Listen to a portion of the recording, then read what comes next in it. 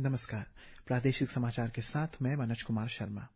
प्रधानमंत्री नरेंद्र मोदी ने आज साउथ अफ्रीका के जोहान्सबर्ग में G20 समिट के पहले सत्र को संबोधित किया, जिसमें इंक्लूसिव और सस्टेनेबल ग्रोथ पर जोर दिया गया। अफ्रीका पहली बार G20 समिट का आयोजन कर रहा है।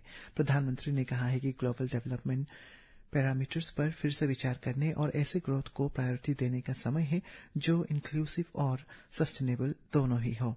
इस अवसर पर उन्होंने G20 global health care response team बनाने का प्रस्ताव भी रखा, जिसमें इस बात पर जोर दिया गया है कि हेल्थ इमरजेंसी और नेचुरल डिजास्टर के दौरान दुनिया तब और ज्यादा मजबूत होती है जब वो एक साथ मिलकर काम करती है।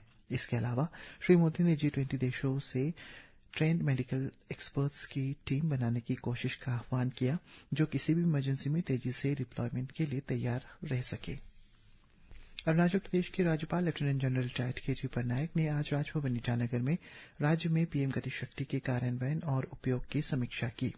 राज्य के मुख्य सचिव मनीष कुमार गुप्ता, कमिश्नर प्लानिंग एवं अन्य अधिकारियों ने इनके एप्लीकेशन पर एक प्रेजेंटेशन भी प्रस्तुत किए।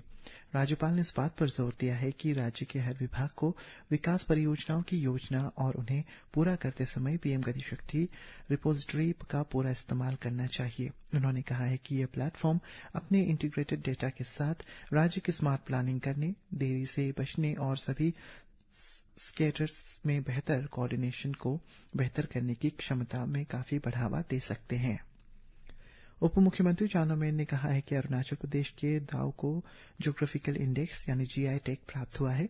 दाव एक पारंपरिक हाथ से बनी ब्लेड है, जिसका इस्तेमाल सदियों से कई आदिवासी समुदाय द्वारा किया जा रहा है। ये राज्य की देसी कारीगरी को संरक्षित करने का एक बड़ी उपलब्धि है। साथ ही उन्होंने कहा है कि ये पहचान राज्य की पुरानी लोहार की परंपराओं की सांस्कृतिक एवं आर्थिक मूल्यों को भी दर्शाता है। ईस्ट सियांग उपायुक्त सोनालिका जीवानी ने ईस्ट सियांग जिला पुलिस द्वारा 5th IRBN पासीघाट के समन्वय में कल से जारकोंग में आयोजित drug free east Siang theme के तहत सेलिब्रेटिंग पुलिस स्पोर्ट्स फेस्ट 2025 का उद्घाटन किया, जिसमें जिले के युवाओं एवं लोगों द्वारा बड़ी संख्या में हिस्सा लिया गया। कार्यक्रम को संबोधित करते हुए उपायुक्त ने युवाओं से एक हेल्दी और ड्रग फ्री समुदाय बनाने के लिए अपने जीवन में खेल गतिविधियों को शामिल करने की अपील की।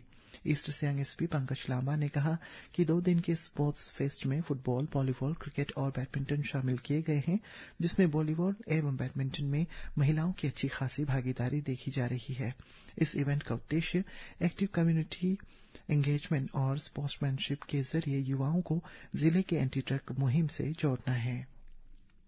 अपर सियांग उपायुक्त कार्यालय में उपायुक्त तालो जेरांग की अध्यक्षता में कल एक औपचारिक बैठक का आयोजन किया गया, जिसमें Ayush health and wellness centre Damro और कारको के medical officer doctor Tallom Tayeng एवं डॉक्टर योन परमेको अन्य मेडिकल अधिकारियों की मौजूदगी में अस्पतालों और स्वास्थ्य सेवा प्रदाताओं के लिए राष्ट्रीय प्रत्यायन बोर्ड NABH सर्टिफिकेट प्रदान किए गए। यह प्रत्यायन पेशेंट केयर और सेफ्टी, क्लिनिकल केयर और इन्फेक्शन कंट्रोल, साफ सफाई, सही डॉक्यूमेंटेशन और लगातार क्वालिटी में सुधार के उनके शानदार परफॉर्मेंस के लिए दिया गया है। गृह मंत्री अमित शाह ने देश भर में नए श्रम संहिता लागू होने पर देश के श्रमिकों को बधाई दी है। सोशल मीडिया पोस्ट में गृह मंत्री ने कहा है कि प्रधानमंत्री नरेंद्र मोदी के नेतृत्व में बनाई गई ये संहिता श्रम कानूनों के इतिहास में सबसे बड़ा सुधार है। श्री शाह ने कहा है कि ये संहिता श्रमिकों को न्यूनतम मजदूरी, सामाजिक सुरक्षा, महिला मजदूरों के लिए समान अवसर और असंगठित श्रमों को कानूनी पहचान की गारंटी देते हैं। उन्होंने कहा है कि ये संहिताएं श्रमिकों के जीवन स्तर को बेहतर बनाएंगे और दुनिया के लिए एक रोल मॉडल स्थापित करेंगे। रक्षा मंत्री राजनाथ सिंह ने कहा है कि आज की दुनिया को वैश्विक संघर्षों से निपटने के लिए एक नए संयुक्त राष्ट्र और अंतर्राष्ट्रीय व्यवस्था की आवश्यकता है। श्री सिंह ने कल लखनऊ में विश्व के मुख्य न्यायाधीशों के अंतर्राष्ट्रीय सम्मेलन में ये बात कही। उन्होंने कहा है कि संयुक्त राष्ट्र इजरायल, हमास और यूक्रेन रूस जैसे वैश्विक संघर्षों तथा सुधार में सामने आने वाले मानवीय संकटों में की जाने वाली अधिक मजबूती भूमिका निभा सकता है।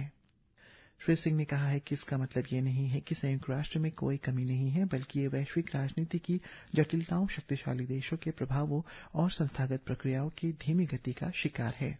इसी के साथ ये समाचार बुलेटिन समाप्त हुआ। नमस्कार।